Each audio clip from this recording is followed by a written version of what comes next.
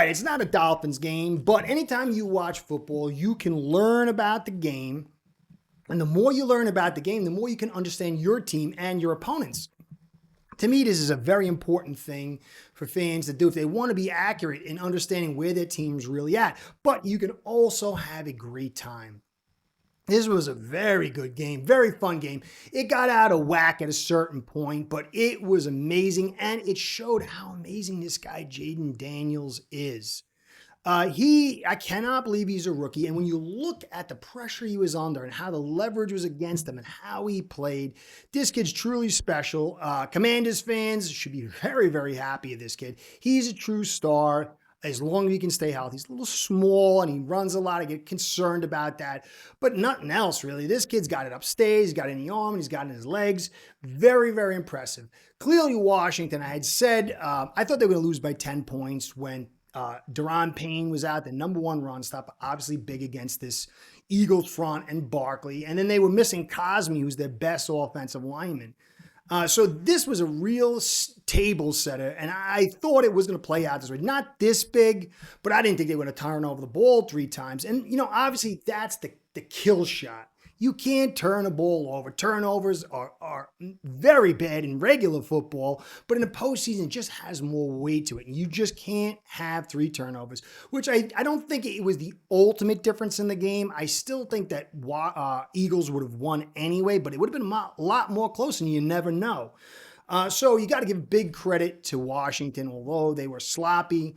I think Dan Quinn, I think we were looking at him over here. He kind of shows a little bit of that McDaniel style of the players coach and the friendly, happy guy. He seems like he's a hippie and all that. But he has a little bit more in the tank. It's year 1, so you got to see how it plays out. But he's a really good coach. And I think McDaniel might want to learn a little bit about that and to be a player coach and friendly, but still have a little juice under the hood to keep things together. That team is very, very well knit. And it's not a media push. It's legit. So the Eagles, Lane Dickerson, the center, I didn't know he was dinged. It would have changed a little bit of my evals. Came out at halftime. Cam Jurgensen came and he had a bad back. But this team played extraordinarily well. But the leverage, even with Dickerson being injured, was really towards the Eagles' side because on both sides of the ball, they had domination. Pretty close to domination of the trenches. And you heard all game long, Jaden Daniels under tremendous pressure. But I want to give you some stats. It's like 7 minutes to the end of the game, but it's going to tell you something very clearly about this game, but also it's going to hearken or give echoes to Tua and this offense. And you're going to see some really clear stuff. So Hurts had 41% pass rush mitigation, which is screens and play actions. And I don't think they might have used that much if that offensive line had been totally healthy, but they weren't, and they did, and it played out big, where Daniels had only 23%, near half. And again, it says how good Daniels is. But if you look, their screens were like around 13, 14%, which is starting to get in that high territory. And when you see Tua throwing his 20%, and you see Daniels throwing 13, 14%, because there was a lot of pressure, it tells you why they do the screen thing. But again, Daniels only having 23% showed a ton. Now the pressures, it was 32 for Hurts, 30 for Daniels. But the blitz rate, I told you there's a balance. You want to see how good an offensive line's doing, or conversely, a D-line against the offensive line. You check the blitz rate, and then you check the pressure rate. And you want the blitz rate to be high, and you want the pressure rate to meet it. If it goes under, that means the offensive line's doing its job. If not, it's not. So the pressure rate for Hurts was 32, but he was blitzed 45%. That's a 13-point swing. That exposes the secondary of the defense of Washington, and it gives more opportunities. And this is why he had bigger plays, although sometimes things were off because, you know what? They play really good defense despite being kind of hamstrung. But on the other side, Daniels had 30% pressure and only 13% blitzing. That's a 17 to the plus side for the defense. And so I would be scared for the rest of the league if this guy, Kid Daniels, gets Cosme back and gets a few more offensive linemen. He is going to be beyond deadly. But that's a lot to carry. That's a lot to ask when you're seeing 7 guys in coverage. You're only getting blitzed a little and you're still getting this kind of pressure. And it reminds you of Tua. Now, Tua doesn't have Daniels' ability to move, and he made a lot of stuff happen and he changed a lot of things because of his movement. I'm not going to get into the thing he's better or worse or whatever, but that element is a huge, huge element. But Tua saw a lot of this framework and it's not conducive. Then you look at the time to throws. Daniels was 2.53. So they sat in those coverages and got it up. And then he still really couldn't find stuff. And that's how the pressure got to them, because that's how Fangio does it. Maybe he doesn't suck so bad. He plays coverage first, doesn't like the blitz, and then he forces you to kind of get those coverage sacks, and that played out big. Time to throw for Hurts was 2.26, so they were putting lots of pass rush mitigation. They were throwing kind of short a lot, although they got some deep balls, but they were getting it out quick to offset this stuff. And then when you add in the run game, Jaden had 50 yards, I think, rushing, which was more than his running backs.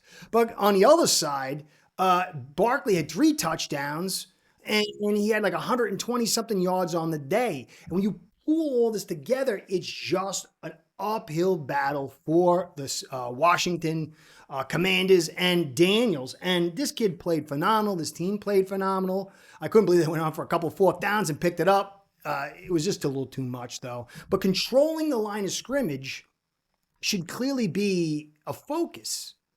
You know, you've got to understand, yes, there were the turnovers, but the way the Eagles build, and the best teams in the league, it's all about offensive line and defensive line development and potency and depth.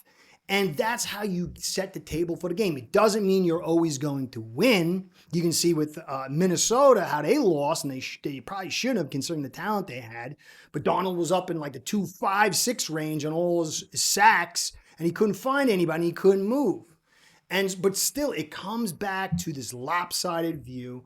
And in some ways, we can see how Tua is restricted, although Tua doesn't have what Daniels has as far as the arm and as far as the movement.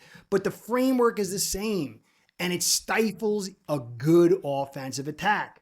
For me, the highlight of it is that football is really back. I've been saying that for a while. Barkley's on a path to become the MVP of the Super Bowl. And that's going to be very interesting because the league is a copycat league. And if you get an MVP running back, it hasn't been, I don't know how many years for that. It means the cycles that I've been talking about are confirmed, and now they're being accentuated if he can pull through for a Super Bowl win. Don't know, it's a long way from here to there, but it also talks about Gentry in the draft. This kid's stock could go through the roof, and it could talk about, hey, man, build an offensive line, build a good defense, get yourself a running back, and your quarterback, if they fit what you're trying to do and you got some decent skills, you don't need super elite. Hurts isn't super elite, but I don't know if anyone can build like the Eagles can, but it offers other avenues where you don't need the super elite quarterback. But if you put Daniels on the Eagles, then now you're talking about dynasties. Although maybe you could say if the Eagles win, they have a little dynasty themselves. So this was a very, very exciting game. Obviously turnovers. Clearly the run game and offensive line and defense of the Eagles is how it played out. So the Dolphins should try to mimic this style. Get yourself some more defense. Build on defense. It's easier to hit on defense.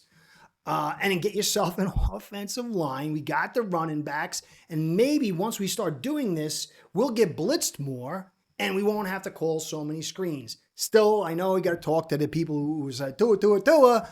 But if he can stay healthy and develop more of his game, then at least we can be reasonable and take a step forward.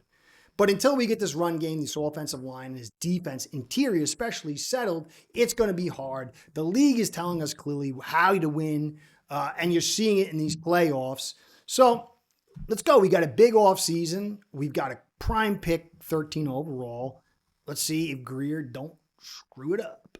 Anyway, I hope you enjoyed. This is a short one. I got to get out and watch this Bills KC game. I think it's going to be exciting. My wife's actually watching again. She hears it's a big game, so she's very excited. So I'm out of here. Curtis saying, be well, go Fins, Curtis out. Start building your own online sports book today by getting signed up with aceperhead.com service that'll allow you to book action on sports from all around the world.